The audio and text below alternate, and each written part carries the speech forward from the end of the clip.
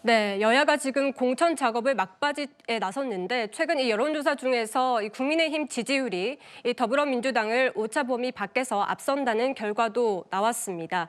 지금 이 국민의힘이 40%, 민주당이 33%인데 강 위원장님께서 말씀하신 대로 이 공천 잡음이 영향을 미쳤다고 보십니까?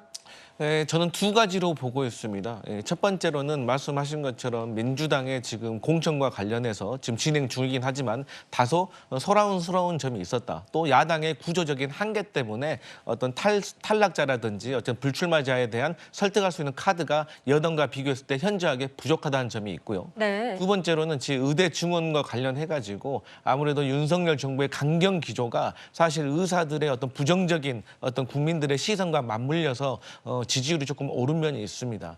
하지만 지금 이제 공천이 곧 저희 민주당도 3월 첫 번째 정도 되면 끝날 걸로 보고 있어요. 그런데 지금 우리 국민의힘의 공천을 보면 어쨌든 간에 친윤 불패, 현역 횡재라는 어떤 공천의 기조가 공천이 다 끝나 보시면 국민들이 충분히 판단하실 수 있으시라고 보고요. 그 다음에 윤석열 정권 심판에 대해서 저희 민주당이 불을 붙여서 심판에 앞장서도록 하겠다 이렇게 말씀드리겠습니다. 네, 지금 의대 증원 정책이 수도권 민심에 영향을 미쳤다 이런 말씀을 해주셨는데 실제로 여론조사를 보면 이 서울에서 국민의힘이 43%, 이 민주당이 26%로 조금 벌어졌거든요, 부정차장님. 네. 이 수도권은 이 정책에 굉장히 민감한데 이 부분이 좀 영향을 미쳤다고 봐도 되는 겁니까? 정책도 굉장히 민감하게 반응할 뿐더러 공천 결과에 대해서도 서울 민심은 즉각 반응하는 특성이 있습니다. 특히 이번 총선의 경우에는 한강 벨트가 굉장히 중요하다라는 것이 대체적인 선거 전문가들의 예상인데요. 네. 특히 중성동 갑의 경우에는 임종석 전 비서실장의 공천을 둘러싸고 민주당의 공관위와 임종석 전 실장 간의 힘겨루기가 일주일, 최대 2주일 이상 계속됐습니다. 네. 이런 특성이 서울 지역 여론조사에서 국민의힘의 경우에는 상대적으로 안정적으로 공천을 실시하고 있다라고 평가받는 반면에 민주당의 경우에는 이 공천을 둘러싸고 잡음과 이 불협화음이 계속되다 보니까 정당 지지율에도 악영향을 끼쳐서 지지율 격차가 좀 벌어졌다 이렇게 볼 수 있을 것 같습니다. 지금 현 상태가 그렇다는 것이고요. 앞으로 총선까지는 4주 이상의 시간이 남아있기 때문에 현재와 같은 추세 그리고 지지율 격차가 유지가 될 것인지 아니면 좁혀지거나 또는 다른 변수가 생길 것인지는 지켜볼 필요가 있어 보입니다. 네, 장현주 변호사님, 이 수도권 민심 어떻게 보셨습니까? 네, 많은 분들이 앞서 말씀해 주신 것처럼 민주당 입장에서는 당연히 겸허하게 바라봐야 될 것 같고요. 또 민심이 지금 경고등을 켜고 있다라고 봐야 될 것 같습니다. 그만큼 상대적으로 지금 민주당의 공천이 좀 시끄럽고 잡음들이 있다 보니까 반사적으로 국민의힘이 또 이익을 보는 측면도 있다라는 분석도 필요할 것 같은데요.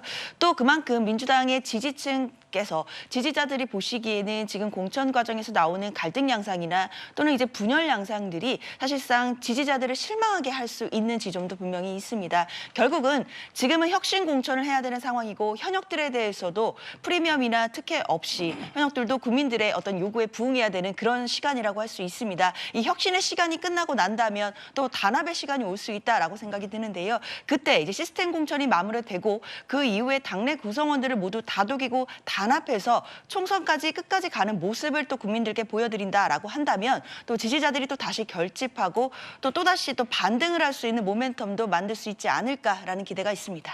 네, 연령별로 봤을 때는요, 전 세대 중에서 50대 민심을 잘 살펴봐야 한다 이런 이야기도 나오고 있습니다. 지금 50대는 연령별로 봤을 때는 가장 많은 수를 차지하는 그런 유권자층이라서 핵심 캐스팅 보트다 이런 얘기도 나오고 있는데 지금 보시면 아시겠지만 이 여야를 넘나들면서 민심이 계속해서 요동치고 있거든요. 왜 이런 현상이 나오고 있다고 보십니까?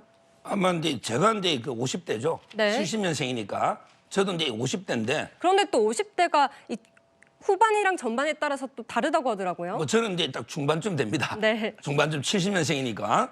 근데 문제는 우리가 베이비붐 세대 아닙니까? 네. 그러다 보니까 유권자가 한 870만 어떻게 보면 이게 가장 많죠. 네. 그리고 어떻게 보면 이게 끼어 있는 사이에 낀 이런 데 세대입니다. 네. 60, 70대 어르신들하고 그다음에 20, 30, 40대 청년 사이에 끼어 있는 이런 세대이기 때문에 상당히 유동적이에요. 또 정치적으로도 고관심도고 사회에서 가장 중추적인 활약을 하는 이런 세대입니다. 그러다 보니까 이제 그 이슈에 민감하면서 좀 이게 여론이 왔다 갔다 많이 움직이는 네. 이런 세대죠. 네. 근데 최근에 상당히 그 민주당보다는 이제 국민의힘 쪽으로 많이 이동하고 있기 때문에 네. 아마 이제 국민의힘 지지율이 상승한 게 아닌가 이래 보입니다. 네, 국민의힘으로 이동한 이유는 뭐라고 보십니까? 네. 일단 뭐 10년이면 강산이 변하듯이 50대를 하나로 묶어서 보기는 좀 어려운 것 같습니다. 네. 50대 후반의 경우에는 86세대의 마지막 세대입니다. 운동권 세대요. 그렇죠. 그러니까 86세대의 86학번부터 90학번까지가 이제 50대 후반을 차지하고 있다라면 이 50대 초반의 경우에는 X세대의 전반입니다. 네. 70년대 초반부터 학번으로 얘기하면 90년대 초중반 학번이 이제 50대 초반에 진입을 하고 있기 때문에 특히 한동훈 비대위원장이 73년생인데 초반이죠. 그렇습니다. 그러니까 50대 초반에 이 국민의힘 이 비대위원장에 대한 어떤 소구력이 50대 초반에는 어느 정도 영향을 미치고 있는 것 같고요.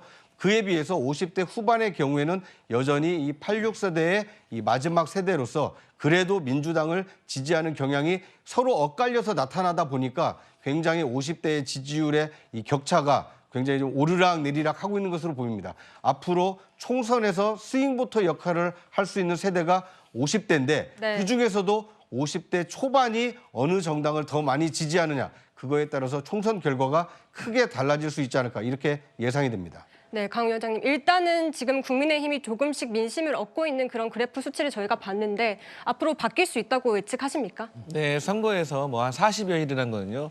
제 생각에는 최소 한두 번 정도는 요동칠 수 있는 충분한 시간이 있다고 봅니다.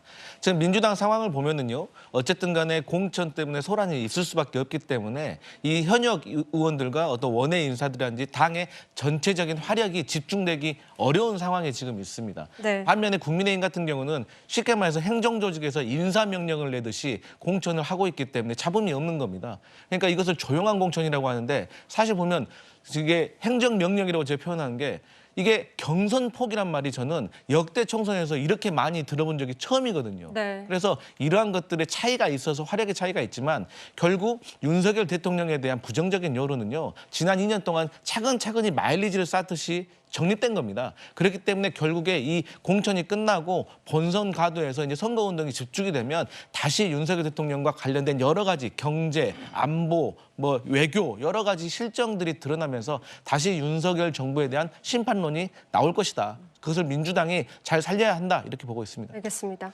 저는 강성필 부위원장님 말씀은 이제 희망 섞인 그 기대가 아닌가 하는 생각이 들고요. 네. 지금 국민들이 예의주시하고 있는 것은 각 당의 어떤 공천 기회가 공정한가 그리고 공천을 결정하는 그 과정이 얼마나 투명하고 객관적인가 그 결과가 수긍할 만한가 그렇지 못한 거에 대한 종합평가를 이번 총선에 하실 것이라고 예상이 됩니다. 물론 야당으로서야 윤석열 정부 임기 중반에 치러지는 정권 심판론을 부각시키고 싶겠지만 네. 지금 국민들이 차곡차곡 채점을 하고 있는 것은 각 당의 공천의 공정성, 투명성, 객관성 그 결과에 대한 어떤 평가가 총선으로 나타나지 않을까 이렇게 예상이 됩니다. 네, 지금 공천이 조금 더 남았으니까 앞으로 계속 좀 지켜봐야 할 것 같습니다.